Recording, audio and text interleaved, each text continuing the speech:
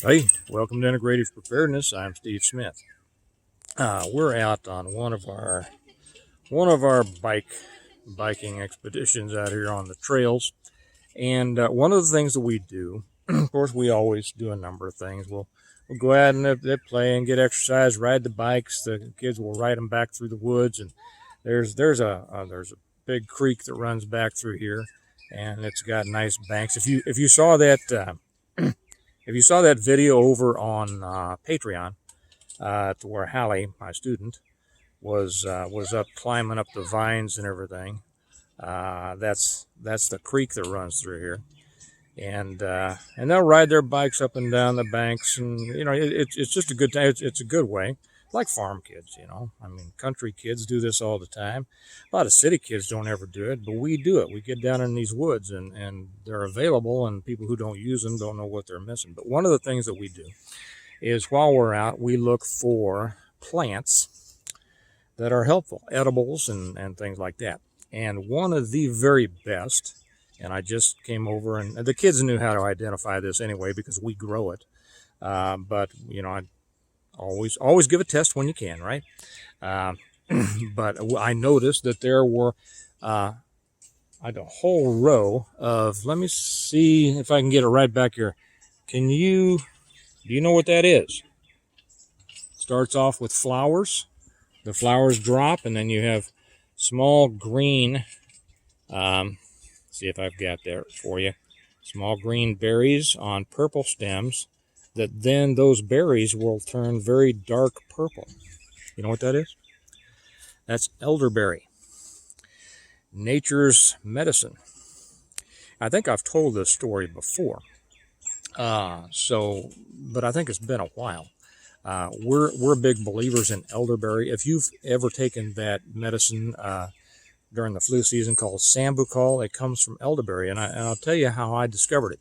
Years and years ago, I was a friend of mine and I were at a hospital, and we got to talking to a doctor, and it was during flu season, and we were talking about flu, and he says, "I'll tell you how to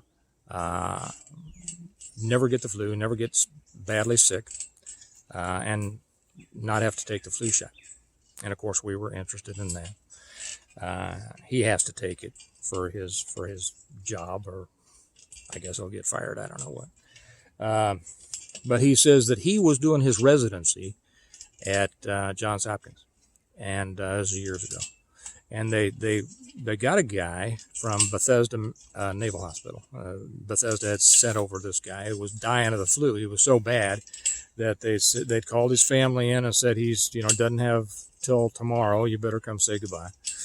And I don't know why they sent him to Johns Hopkins, but I guess they must have thought that maybe they could do something there, and anything was worth a shot. Well, there happened to be a doctor there, a female doctor, and I don't remember her name, but I'll tell you how you can find out in a minute. I don't remember her name, but she told them that she and her family apparently had used elderberry juice for ailments and such.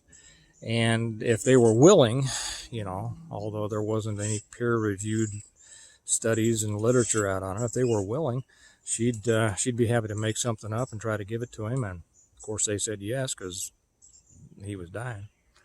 And so she made up this tincture of elderberry, and I'm not sure how she administered it, whether it was drink, or probably couldn't drink it. I guess from what I hear, he was kind of out of it.